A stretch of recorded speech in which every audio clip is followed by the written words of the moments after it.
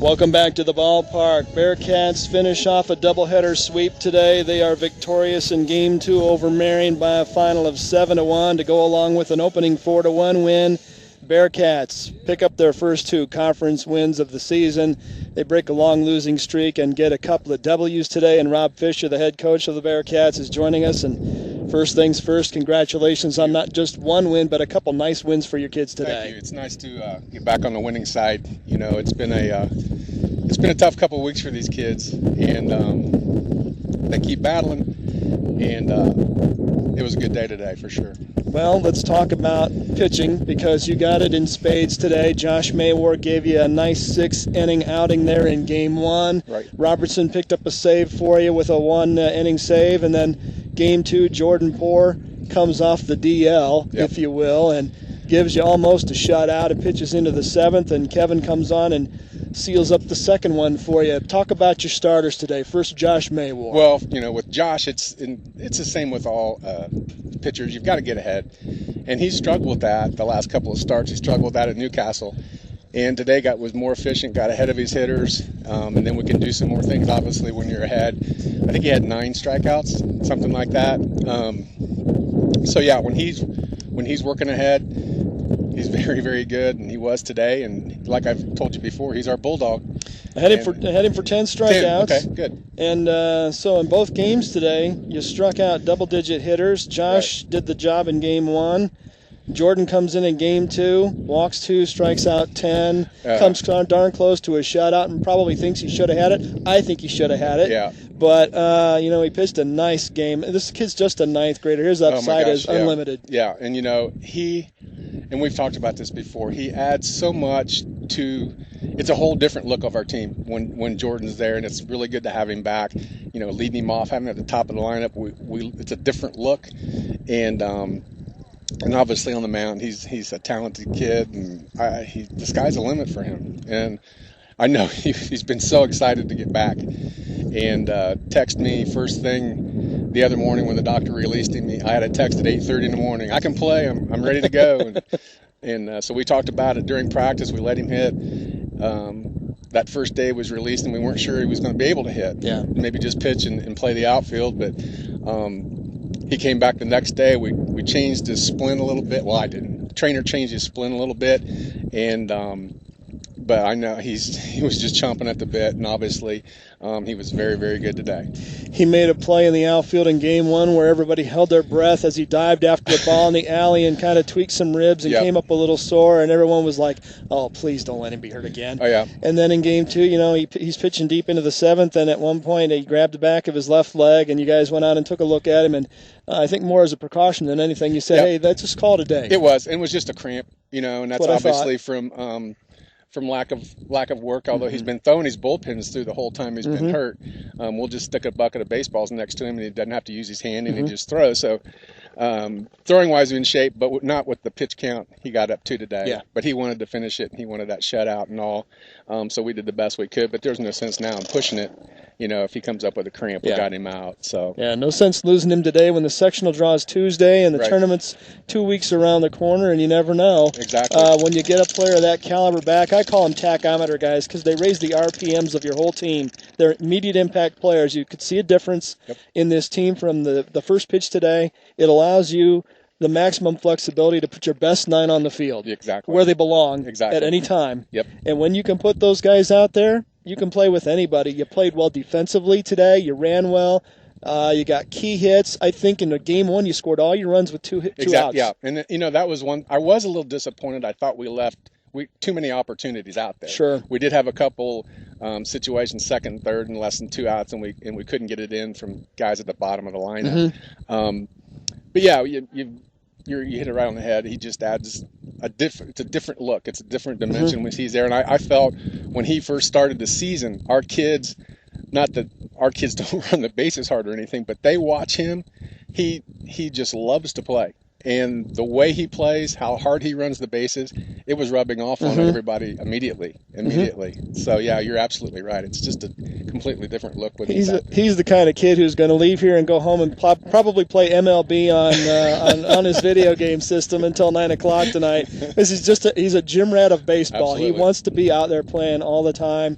I'm sure sitting was tough for him. I'm sure, like you said, he was chomping at the bit to get back out there. And when you can throw a couple of left-handers, quality left-handers, at people, and you've said several times to me and other people, your goal with this team is to be playing well as you can be playing when you get to late May, when it really matters for real. Right. And in a wide-open sectional, anybody can get hot and win 3 games, and it could just as easily be you as anybody, and you have to believe it can be you. Absolutely. And I think 2 games like this today teach your team, hey, we're not as bad as some people want to think we are. We're a whole lot better than 5 wins. Absolutely. And I think that we'll be able to feed off of it. I'm really anxious to see how we come out Tuesday with Anderson as a quality team.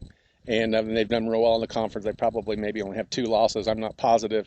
So that'll be a real test, and it'll be really interesting to see how we respond. Let's talk a little bit about that, because Anderson is having a good year, and they've surprised some people this year. They're really, I think, 13 or 14 wins already overall in this conference. And the lineups you're facing every night once you get into May, that says a lot about where they've been and where they've come. Exactly. I mean, they're not rollovers anymore. No, not at all.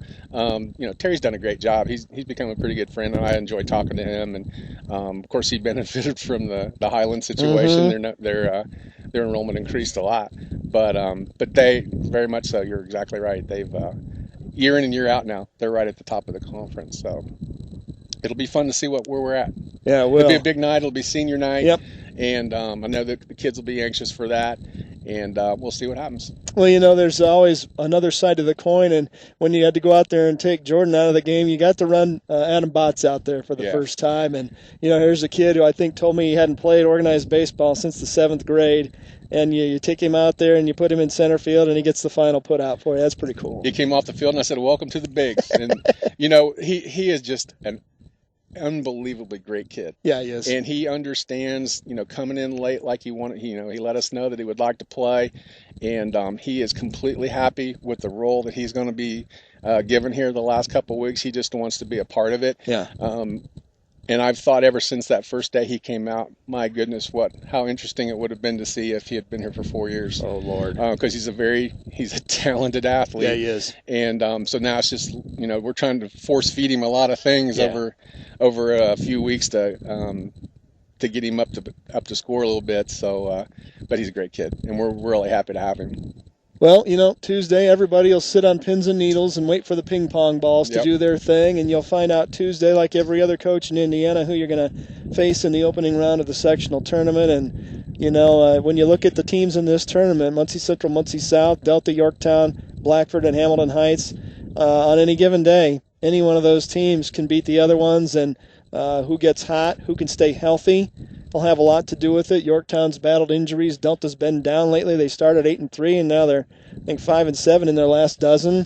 It's anybody's to take, and I know you probably don't care who you play because you got to beat whoever it is anyway. Yeah, exactly. And obviously you want to bye. You want to only play 2 games instead of 3, if at all possible. But yeah, it's a toss-up, and you're exactly right. Whoever can get hot at the right time, and I feel like, we played with Yorktown. Of course, they had the Cates kid out. Right. We had Jordan out. Right. And it was 7-3 or 7-4 game. We were able to beat Delta in a close game. We split with South, and we beat Blackford. Hamilton Heights is the wild card in the thing. I know they're pretty good. I mean, it's a really good baseball program year in and year out. I don't know a whole lot about them this year yet, but it's a toss-up. So. Well, your kids have made some progress here, and it'd be awful tough to mail it in the last month when you've had a skid where you haven't played especially well. But, you're getting all your parts back. They played well today.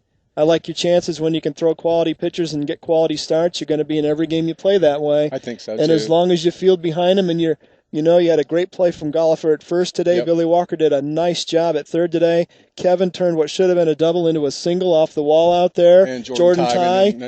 He's become the designated diving catch highlight of the night at right field. And that's the one thing.